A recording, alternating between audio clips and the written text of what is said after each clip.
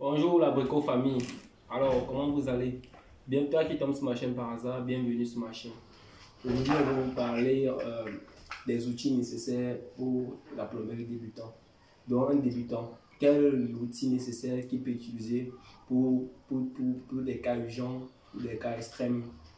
Alors, quand il dit bricoleur, quand il dit débutant, je ne parle pas uniquement de celui qui va apprendre la plomberie, mais de celui qui peut intervenir dans un cas urgent, que ce soit un particulier, que ce soit un propriétaire, car nous avons souvent des soucis, c'est-à-dire nous avons une fuite énorme, une petite fuite dans notre maison et généralement nous faisons appel au plombier et le plombier dit souvent qu'il n'est pas disponible, quoi que ce soit, il vous programme parfois au-delà de 2 mois, 1 mois, parfois 2 jours, mais ça prend du temps. Avec du temps, soit vous sectionnez la partie, vous n'utilisez plus, donc soit vous arrêtez carrément la canalisation, soit vous laissez ça couler et vous utilisez en même temps, et tout cela vous revient cher après. Donc je vais vous donner quelques outils importants pour intervenir dans ce cas. Alors, je vais vous présenter ma petite boîte à outils. Alors, comme vous pouvez constater, ça c'est mon sac d'outils. Je vous présente ces outils très importants, favorables pour la plomberie. Alors, en première position, vous avez besoin d'une clé à molette. La clé à molette est très importante comme outillage de dépannage. Clé à molette. Si possible, vous pouvez avoir au moins 2 clés à molette, car parfois vous avez généralement des écrous doubles dans lesquels il va falloir isoler un écrou avant de desserrer un autre écrou. Alors, ensuite, je vous présente une clé à griffe. Je vous présente une clé à griffe. Certes que ma clé à griffe est du régime révolutionnaire, car nous avons des clés à griffe un peu plus simples. Nous avons des clés à griffe un peu plus simples qui coûtent moins sur le marché. Je vais vous donner quelques labels sur cette clé à griffe un peu plus simple. Ça, c'est une clé à griffe révolutionnaire et très compliquée à utiliser. Elle est utilisée généralement, ce sont les pros qui l'utilisent. Alors, je vous présente aussi une pince à crocodile. La pince à crocodile nous permet d'intervenir dans les zones un peu isolées, dans les zones un peu plus encombrantes. Cette clé à griffe peut facilement le dépanner. Alors, je vous présente aussi un cutter, on peut appeler tube. Elle permet de faciliter la coupe des tuyaux bien précises, tels que le tuyau Panaflex et le tuyau PPR. Car ce que le tuyau PVC n'est pas très conseillé pour le coupe-tube, n'est pas très conseillé pour le tuyau PVC. Alors, je vous présente le leader qui qualifie un plombier, qui détermine un plombier bricoleur. C'est d'abord son chalumeau. Un plombier bricoleur ne marche pas sans son chalumeau. Il est bien réussi, certes que nous avons un chalumeau à gaz.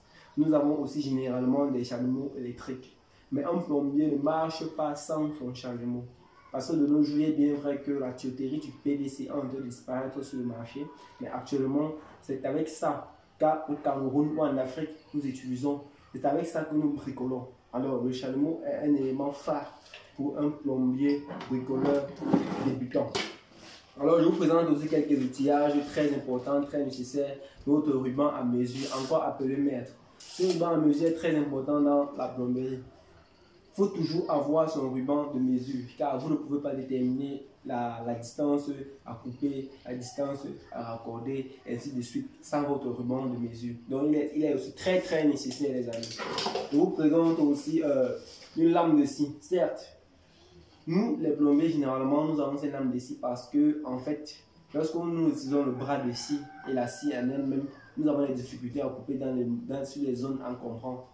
Donc, pour cela, nous démontons la lame en elle-même, utilisons uniquement la lame, puisque nous avons des zones encombrants. Mais, dans le cas où vous avez assez de moyens, vous pouvez vous offrir une cisaille.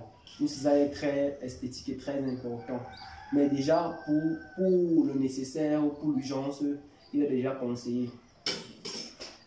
Alors, je vous présente aussi notre marteau.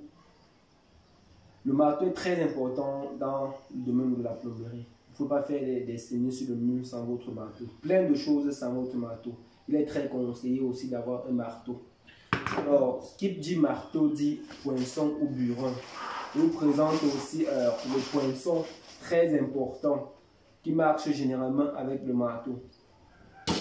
Et en dernière position, je peux vous présenter notre tournevis américain-français. Ça, c'est le bout américain et le bout contraire, c'est français.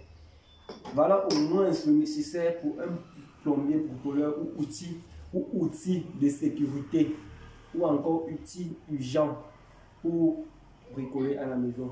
Si vous avez des fuites, changer du robinet, changer un écrou, vous n'êtes pas obligé d'appeler le plombier.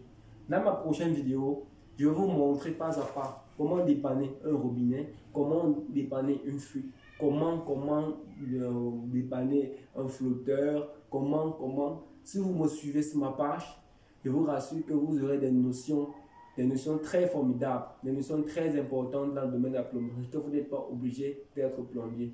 Ça doit cesser que le plombier, à cause d'une petite fuite, il vous renvoie 2 à 3 mois, 4 à 10 mois avant de venir, tandis que vous avez besoin urgemment de ce cas.